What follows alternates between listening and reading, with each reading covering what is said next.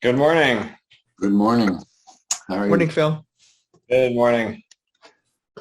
Seems like the audio is working all Every, right for me at least. everything looks good at the moment. Yeah, So this is going to be day 7. I think it's 8. Is that right? I think you're right about that. I think it is day 8. Yep, because I put 7 for the last one. So, and I had an 8. Yep. Okay. And anything we should be talking about before we launch into the beeps? No, I don't have the volume control, but I just used it with the existing earphone and it was okay. It was okay. Still, it startles me a little bit, but I don't think it got in the way of anything. I'm looking into rebuilding the beepers with a different volume control so that most people find it okay, but not everybody. Mm. So I'm in the process of trying to solve that problem. But I'm ready to go to number 1 if everybody else is. Yep. Okay, so beep 1. I was taking puppy Max for a walk, but it had been more like he was taking me for a walk because he was pulling on the leash so much. We were about to exit a trail that we had been walking on through the woods, and I noticed he was pulling a little bit less on the leash, but still pulling nonetheless. At the moment before the beep, I was saying to him out loud, "You're still pulling," but at the same time, I was innerly saying with words, "But not as much." But not as much? But not as much, yep. And you're saying out loud, you're still pulling. That's correct. And when you say at the same time, do you mean but not as much finishes that sentence, or does it seem like those are actually simultaneous, like the external voice is saying you're still pulling and the internal voice is saying at the same time, but not as I much? would say simultaneous. Yep. So not one sentence broken up, half in inner speech and half in outer speech, but 2 simultaneous sentences that. That's how I recall it. Yes. And then I kind of just, sometimes I speak to him a little bit here and there as we walk because, I don't know, I think it's positive reinforcement. So I just kind of say anything. Okay. And when you say that you were noticing that he was pulling but not as much, is that the context for what's in your experience, or is that I'm still noticing that at the moment of the beat? I thought about that. And the amount of pulling was not apparent to me at the moment right before the beep. So at the moment right before the beep, there are 2 verbal things going on in your experience simultaneously, one inner and one outer. Yep. And we have debated from time to time the notion of inner speech versus inner hearing as far as the but not so much. Is that we have anything to say? It felt like I felt like I was saying that, but to kind of to myself, like as an observation to myself, not to him. So 2 speakings, one outer and one inner, both There silent. is a chance, okay, there is the chance I might have, I don't think it was like I was finishing my own sentence, but there is a chance that I might have said, but not as, like, it might have been overlap in, like, you're still pulling, but as I get to the word pulling, I start thinking, but not as much. Something like that. And is that a theoretical statement or an observational statement, I guess? Is that Does it seem like they're overlapping? So they're not starting at the same time, but overlapping? Possibly, yes. And I'm interested in the word possibly there. Is that possibly become, because, well, theoretically, it seems like that's the way it ought to be, that you're still pulling out. I'm trying my best to recall. Okay. Yeah.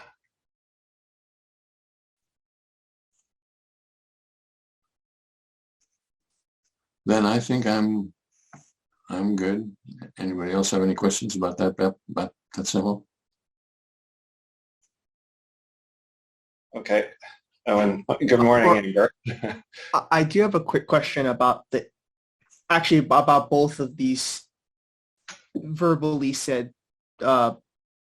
sentences, I guess you call it phrases. But for you, Phil, is there anything to be said about any of the characteristics about that? Like, you're not pulling exclamation point but not as much exclamation point or something in terms of just the vocal characteristics of that?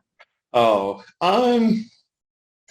nothing significant to report about the intonation of either of those. Just, you're still pulling. I guess maybe there was a bit of intonation there, but when I thought, but not as much, I remember it as though it was kind of observational, but not as much. Just quite casual, relaxed. Got it. Okay. Then I'm good on this beat. Oh, okay. There was I think this is the most interesting one for me anyway. There was an internet service outage and I tried reconnecting. On my screen, I was looking at the network name in the list with the little Wi-Fi symbol. And at the moment before the beep, I vaguely was innerly saying to myself, sometimes it's really, but I don't clearly know what this thought was, but I felt like I felt like I was talking to Evastina, even though she wasn't present. Just prior, I had been pondering the possibility that the network password had been changed by the family who lives upstairs, who we share the internet service with, and that we might need to find out from them if that's the case. So maybe it was that I was thinking something like, sometimes it's really the case that we need to talk to them about the service outage and see if we need a new password or if they got a different service or something. But yeah, I innerly said to myself, and I know it was with words, sometimes it's really, but I is incomplete, and I don't know where I was going with that. Okay. But it did feel like I was talking. I remember not hearing, and it was like it was somehow like I was saying it to Evastina. Okay. Earlier you had used the word vaguely, I think, when you first started this. Yes. And I was curious what vaguely meant. It seemed to me that you were pretty clear by the end of this that this, like as you said, was like an innerly said fragment to Evastina. But is there something more to be said about the vaguely?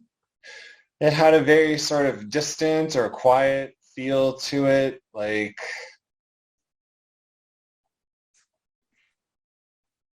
or slow, or yeah, I don't know. And is that distant, quiet slowness about the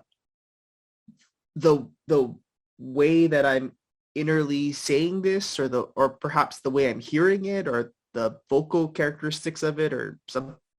Maybe all of those.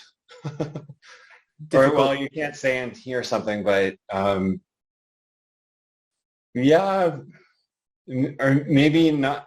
There was the tone I was using wasn't very confident, or. So would musingly be as good as vaguely? Would what? The word musingly be a good substitute for vaguely? Yeah, I think it could. I think it could, But not exactly. but not exactly. Mhm. It was kind of like, as I remember it, it was like sometimes it's really. And it's sort of like, and is that sort of that I pause also, there? sorry to interrupt, but I also, well, I think I might have applied the word vague in my description because I didn't know what I was saying. Like it's a phrase without any alluding to anything or any conclusion or any premise or. And that lack of clarity, it sounds like, is sort of like that what follows sometimes. It's really is the maybe perhaps the vague part, right? That the it part of it, that it's really, it's like, well, what's really that wasn't present to you at the moment. Is that correct? Yeah, that could have been part of it. Yes. But the sometimes it's really was pretty clearly an innerly spoken sort of Yeah. innerly spoken phenomena. Yes. Okay. And again, you were saying this is innerly spoken. Is there, and when you say, it felt like you were talking to Evestina, how is that present to you? It was like, well, it wasn't like I was speaking to her because I wasn't speaking out loud, but it was like I was like in a context where she's in the room and I say something to her or I think about something I'm about to say to her. There was this presence of of a directedness towards her for some reason. And by directedness, is that like literally there, it feels as though I'm saying it and it's going that way or that way? No, Or, no. No spatial aspects to okay. it. Just directed at her in particular. I'm addressing Evestina. This sometimes it's really is directed to Evestina. I'm addressing Evestina. Sure. Okay. Yes. Okay. Yeah.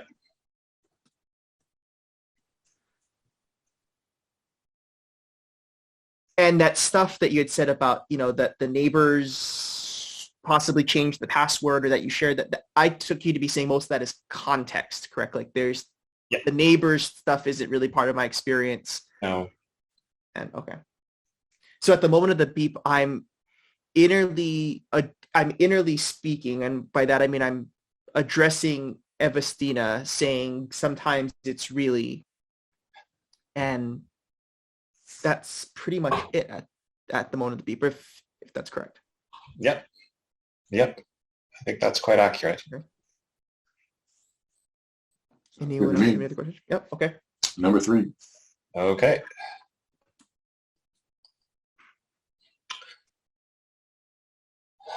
Yeah. Okay. I was reading a portion of a carton of orange juice that said, like, it was a little box in the bottom, in the corner on the bottom that said, "Een of fem om dagen," which, well, I'll tell you in a moment. I was pondering the translation, and the "een of fem" was easy. It means 1 of 5. And at the instant before the beep, I had just registered the meaning of om dagen, although not perfectly. I realized that it meant something like per day or a day, as in 1 in 5 a day. So it was like other healthy eating campaigns I've seen on food labels before. Hello. Yeah. But this was without actually innerly saying om dagen or per day or a day or campaign. So it was without any speech, inner speech or anything whatsoever. So I'm not 100% sure that I've got that. So let me tell you what I've got. So I'm reading the orange juice thing in the process of translating it, or is it translating or figuring out what it means? I think I had translated it, and I guess it's more accurate to say I was trying to figure out what it meant. And I'm trying to figure out, I've already figured out one word. and now I'm trying to figure out another word, and I've got sort of a rough idea of it, or an approximate idea. Is that right? Yeah. Yes. You don't sound too sure of that. It's quite difficult to describe, actually, now that I'm in a situation where I'm actually trying to do that. Right. So I got the first part of the translation, and then it was the last two words, the per day or a day, and I realized what it was trying to say, but I didn't actually translate the words. So Or translate or like innerly say the words, or yeah, I saw it. I kind of saw it visually, and I knew what it meant. It took me a moment, but I realized what it meant, and that was just prior to the beep. Was when I realized what it meant. And to realize what it meant, I'm gathering, is not in words. It's not like this word means that word. It's that I now recognize the meaning of these words. I now understand myself as knowing what these words mean, even though I'm not articulating those words to myself. Yeah, I think it was more like I realized that this is another healthy eating campaign.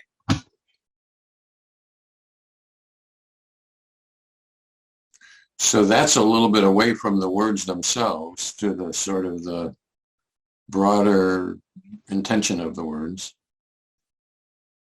Yes, you're correct.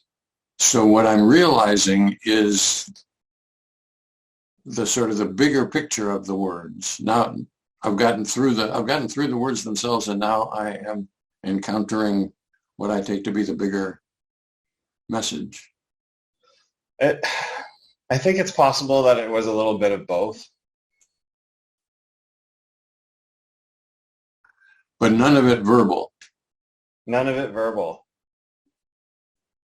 So The verbal aspects, there was a verbal aspect, but I would say, as I recollect, the verbal aspects took place a moment before.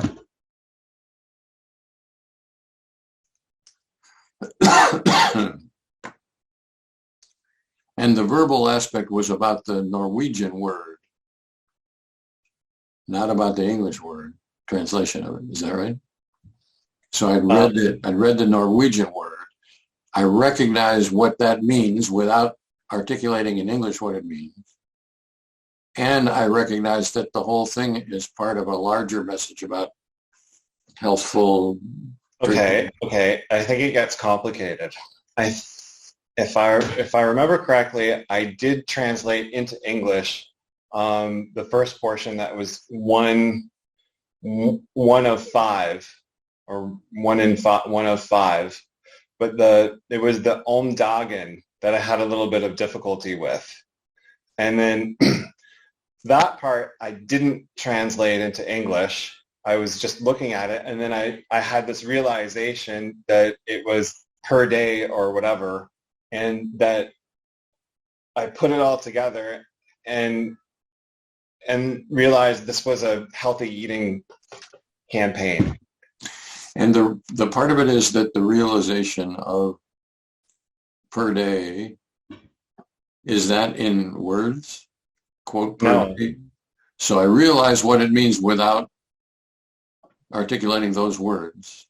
Correct. And I realize this is part of a healthy eating campaign. Yes. And there's no words there either. Correct. I do remember that. Yeah. Okay. It was kind of a visual thing. Like I looked at the Om Dagen, and then I sort of put that last part together, and then I put the bigger picture together, and I had this realization. But I do remember that there were no words. When you said it's a visual thing, do you mean that what I'm seeing on the carton? As opposed to some visualization of a campaign and right. Yeah. Looking at the words on the carton. Okay. Yeah.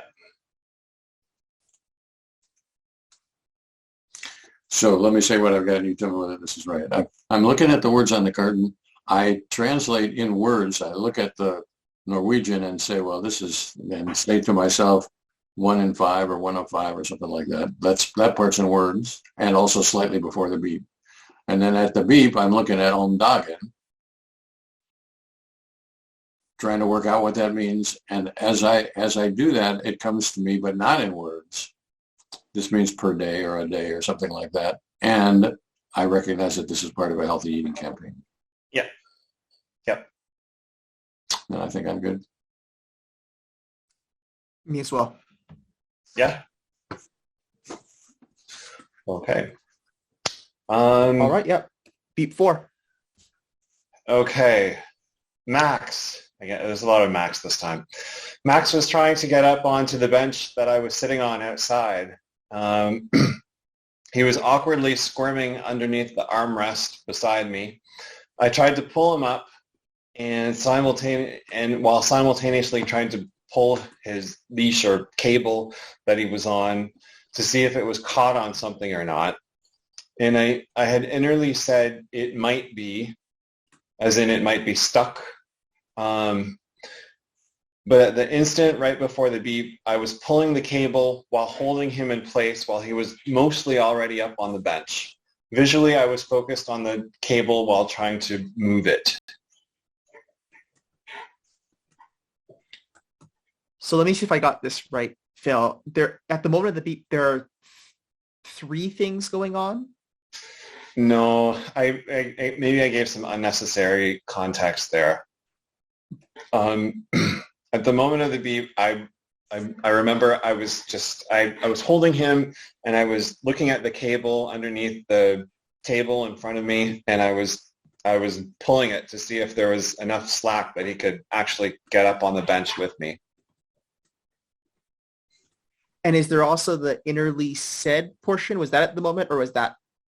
That was before? prior. Okay. Yeah. So at the moment of the beep, this is maybe 2 simultaneous parts of a single action. Like I'm holding Max and pulling the cable. Yeah. I just want to make sure that I'm understanding what was present at the moment of the beep. Oh, yeah. Yeah. Okay. Yes. And I guess that's my question first is, does this feel like sort of 2 separate things that I'm doing? Or is this sort of one thing, or does that not make sense? I was more focused on pulling on the cable. And more meaning like, 90-10 or? Yes. Something like that. Pretty strong, Yeah. A lot more into the pulling of the cable. Yeah, because he was really trying to get up, and I didn't want him to be like choking himself or something, or trying in vain to squirm up. So there was a bit of urgency to the situation. So I reached down kind of fast, and I was pulling on that cable to see if there was some slack, because it seemed like it was tight. So it was kind of a visual experience of looking at it as I was pulling it to see if there was a knot in it. And I guess what I was doing, I'm just saying this now, is if I pulled it, I would notice that knot move closer towards me. And that would be an immediate sign that there was some slack, and along with my ability to actually pull it forward. So that makes it sound. I've muddied the waters with this one. No, well, maybe we'll see. We'll try. That's what this is all about, is trying to figure out, right? So does it make sense to say that the pulling of the cable is sort of the context, and what's really in my experience is I'm seeing the cable and how much slack there is on it? This is more about me seeing it versus pulling? I guess it was a combination of seeing it, and it's very bright orange. It's very visually apparent. And my actually pulling on it to see if there is slack, and like an analytical kind of thing. So that makes it sound like there's sort of an assessment portion. So maybe let's try again and take a step back to start over from the beginning. So at the moment of the beep in the real world, right, I'm pulling on the cable and I'm trying to get Max up onto the chair. Yeah. And at the moment, what's in my experience, the pulling the cable bit is there. It might be sort of an analytical process of figuring out how much slack there is. It might be a visual kind of a thing of seeing the cable and how much slack there is. And there might be a physical component to the actual pulling of it. Yeah. Yeah. So can I ask one question about that? So is your experience primarily visual or primarily kinesthetic, bodily, emotional? I would say it's a mixture of both. Pretty evenly a mixture of both? I think so. Okay. Yeah. And of that mixture, is the analytical portion of that context, or is that something that's also directly present there too? So there's sort of three equally present components to this pulling on the cable. I think it was present to me because I wanted to see as quickly as I could if there was some slack. So I want to know if there is some slack, and I'm doing this to figure it out. And what you mean by that is to say that it's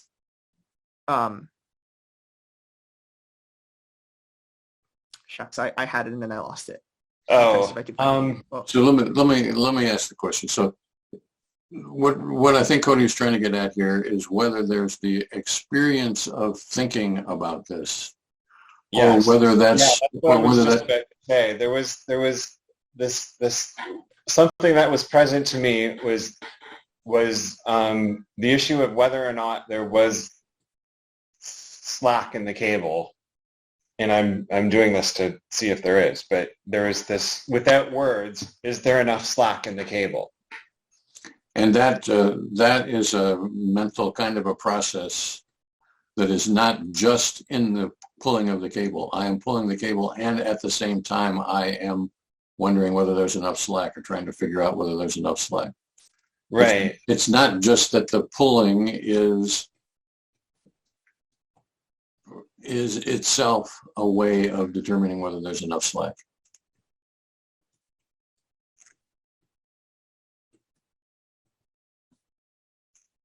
Correct. I think. You might have to rephrase that. So it's a difficult thing to do. So let's try it this way. If we could abstract out the pulling, is there still, other than the bodily portion, some kind of a mental working out about the slackness? Yes. Yeah. I think that's what I've been trying to say. Okay. Yeah.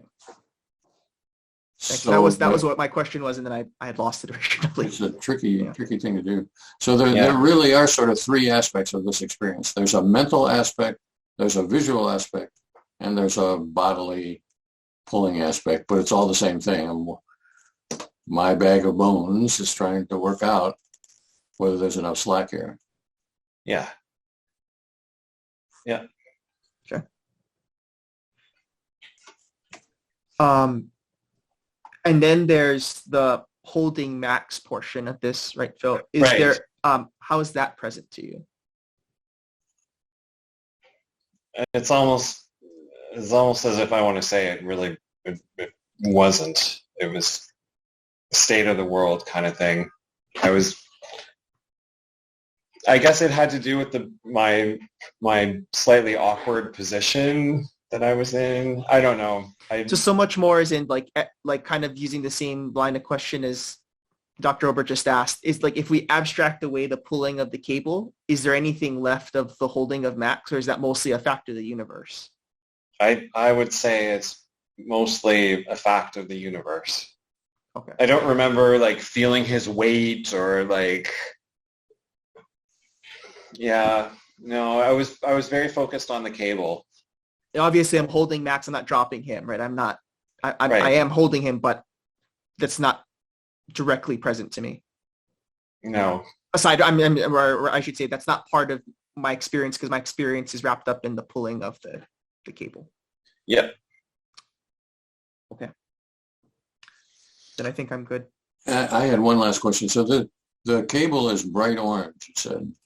Yes. And I'm wondering whether that is a significant part of your experience, or is that just a bit sort of like the dog, I guess. The fact of the matter is that the cable is orange, but I'm interested in the slackness of the cable, not the orangeness of it. No, I've seen that cable a lot lately. I was not particularly interested in the orangeness of it. Okay, then I'm good. Number 5.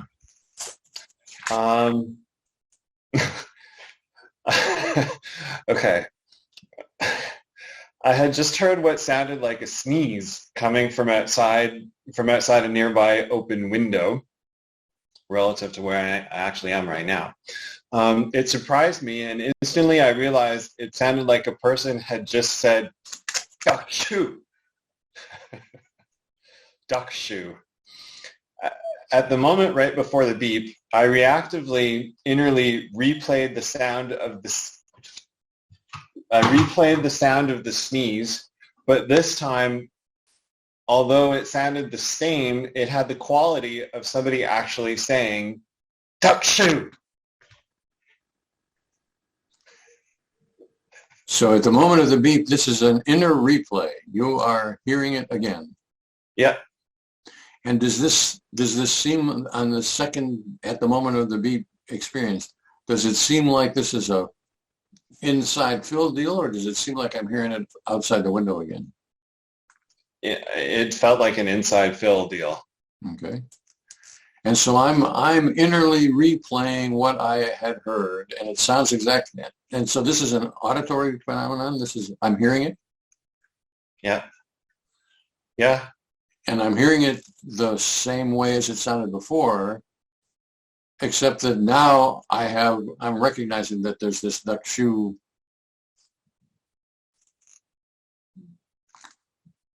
It sounded acoustically, it sounded the same, but well, it still sounded like a sneeze, and I knew it was still a sneeze, but it had this quality of somebody actually saying duck shoe, as best I can describe it. Okay. So it sounds the same, but now it has some semantic meaning that it didn't have before. Yeah, sure. Okay. It sounded like words instead of a sneeze.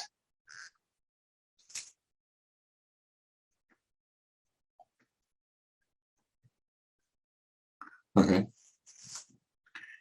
And because I'm going to have to write this down, how does one write duck shoe? Duck, quack, quack. D-U-C-K? D-U-C-K. Yeah. And then shoe as in what you put on your foot. But these are words in Norwegian that have some other meaning? Is that? No. So you're hearing English words, which is probably not what the guy outside the window actually was saying. No. So you've made up sort of a nonsense phrase, duck shoe. Is that right? Yes.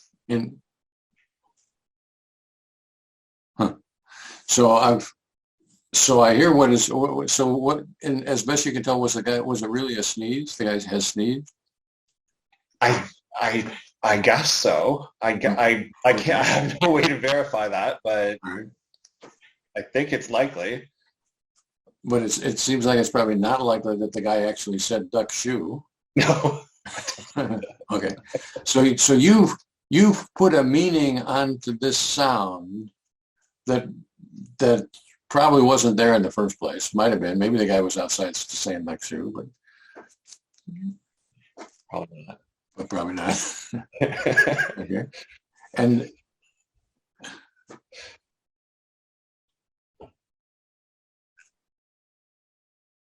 so now you are hearing it as if this guy is saying duck shoe. Yes. All right. I think I'm good. Me as well. Okay. Okay. Beep 6. I was on the sofa, another Max one, and Max had worked himself up onto it and started spazzing out on me, licking, nipping, barking, and growling. He had his head between me and the sofa cushion behind me and was growling right before the beep. At the moment, just instantly right before the beep, I was listening to the growling, and without words, I observed how this growl was particularly extended in time.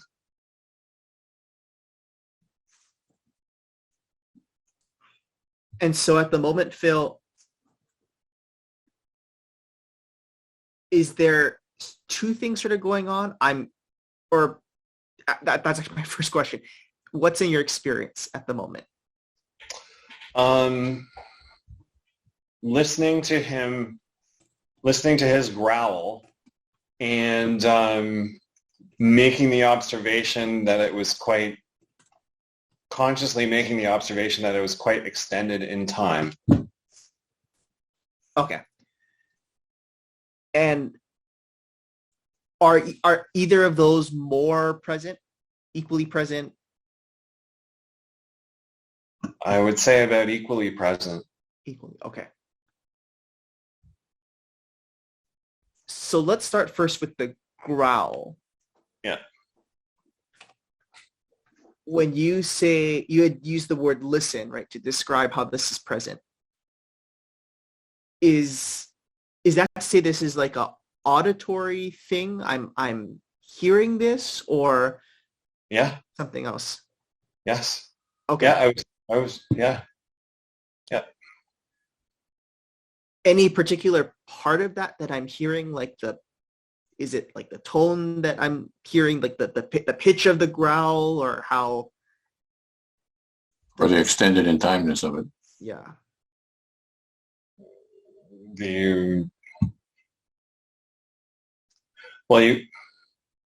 I don't think you can hear the extended in timeness of it, but you can make the observation that it was particularly extended in time.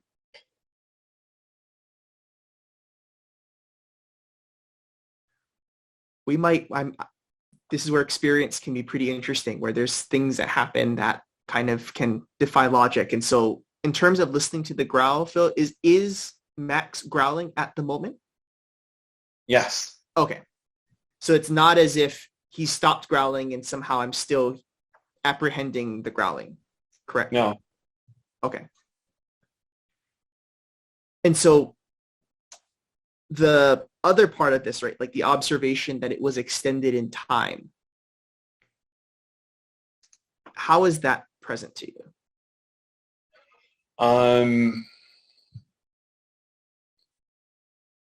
As a realization or observation. And is that observation like a straight up cognitive kind of thing? So this is more an analytical or a cognitive sort of a deal than it is like a auditory thing or a...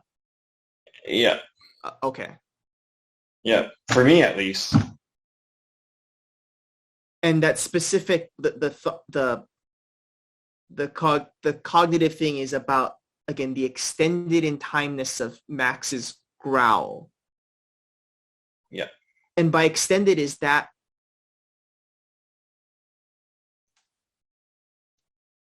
again, is that sort of about the length of Max's growl, like that this is a long growl versus a short growl? Yeah. Or is it that there's that it's echoing somehow, right? Or I'm curious as to what extended. He was yeah, he was just making a really, really long growling noise. He was growling, and it went on like a single growl that was longer than I had heard him growl, potentially longer than I had heard him growl before. But at the moment of the beep, right, it's not a comparison. This is just a recognition of like, this is a long growl. Is that correct? Yeah. Yep. So you started out by saying it was extended in time, which is a sort of a formal way of saying things. So is it, this is a long growl? Is that as good a translation as this growl is extended in time? Yeah. Yeah. Maybe I made it sound more complicated, or like it involved more than it did, but it was simply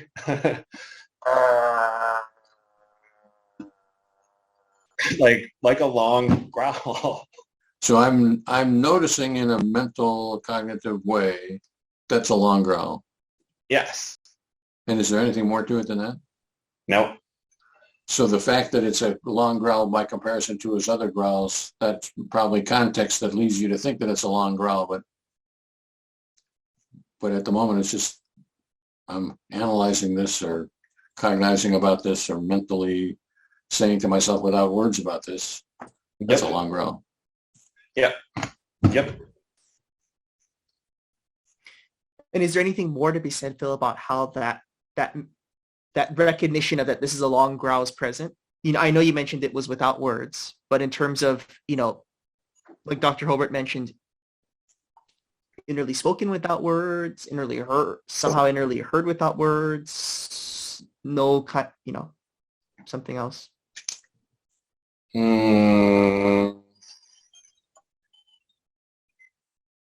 Innerly spoken without words. No.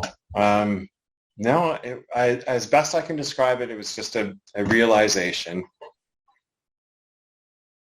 A pretty specific realization about the how long this growl is. Yeah. Okay. And I think I'm good. I'm good too. And I would note that's 6, and I would notice that we seem more confident about things that have been troublesome before. Today, for whatever reason, we're not worried about whether something is innerly spoken or innerly heard, and we're not worried about something whether there's words or not. We seem confident that in this particular beep, I can't promise that I'll be as confident next time, but I'm trying to recognize that I've had some difficulty between inner speaking and inner hearing. And I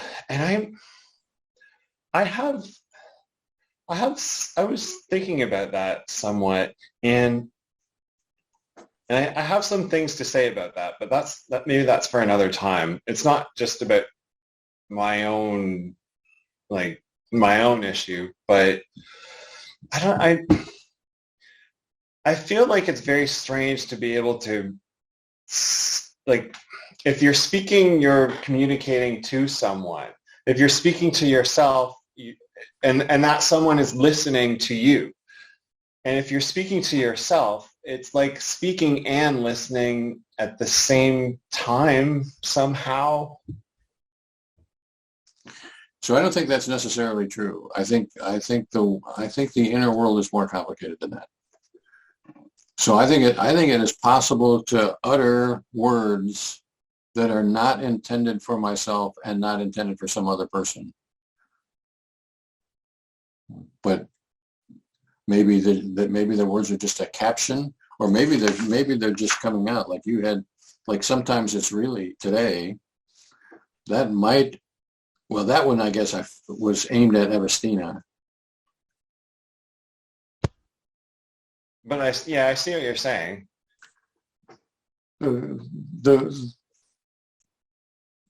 It does seem that speaking should be aimed at somebody, but I'm pretty sure that's not the case. Sometimes it is and sometimes it's not. That I guess is, and we shouldn't presume that just because we're speaking, we must have somebody in mind at which to aim this speech. Right. so then why innerly speak? I mean, if we know the contents of if we know our beliefs and desires and perceptions, and there are people who seem like they don't innerly speak, then why do it? Or what is the advantage of doing it? Or or the purpose? Or like, I don't know why.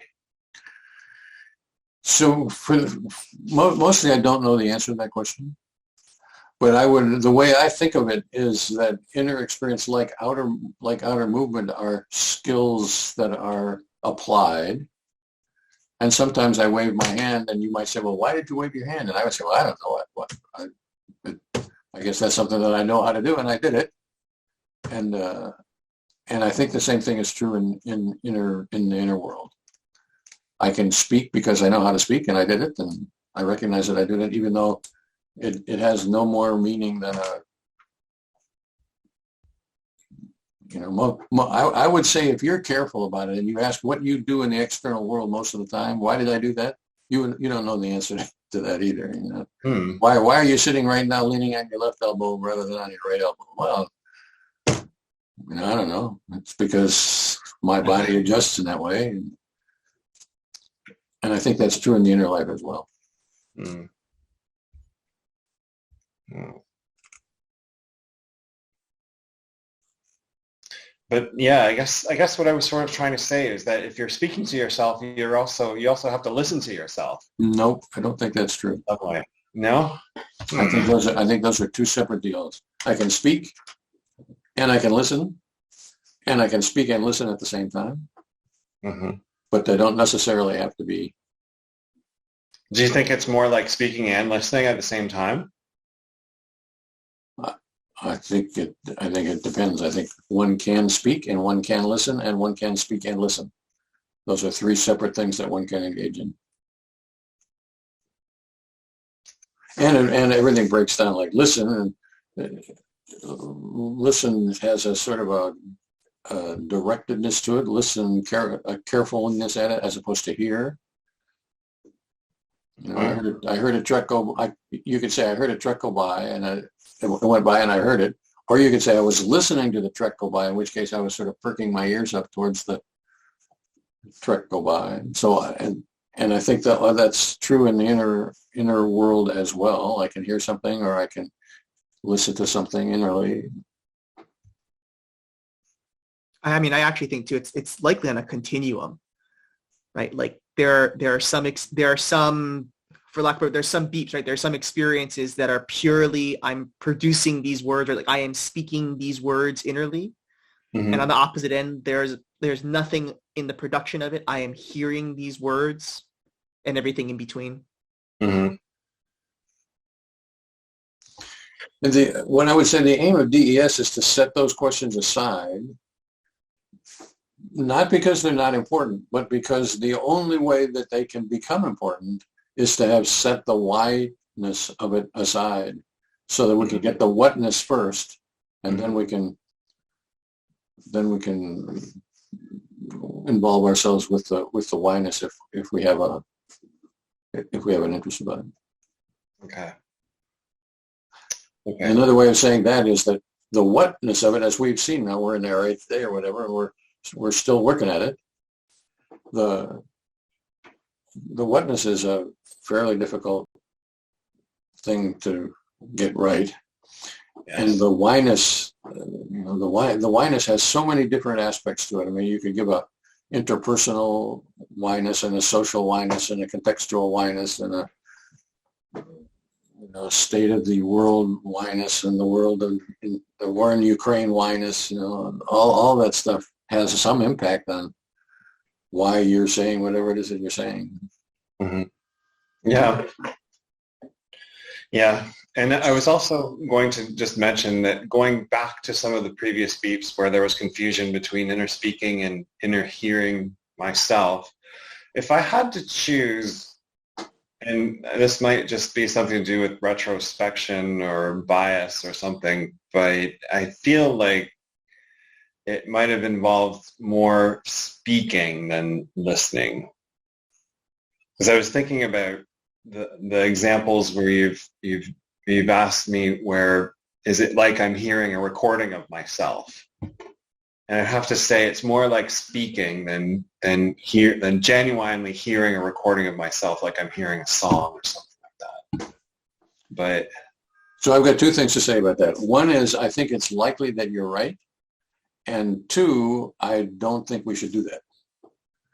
Because of the problems of retrospection. I think as a matter of probabilities, your statement that you just made is probably right. As a matter of actual description, I think we just shouldn't do it. And which is why we have to do this process repeatedly, so that we don't have to engage in that kind of speculative retrospection. yeah. And we can learn some distinctions about speaking into a tape recorder and getting it back. And then we can apply those things to future samples with as minimal retrospection as possible. Mm-hmm.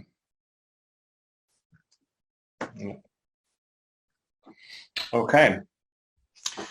So shall we do this again? Yes. All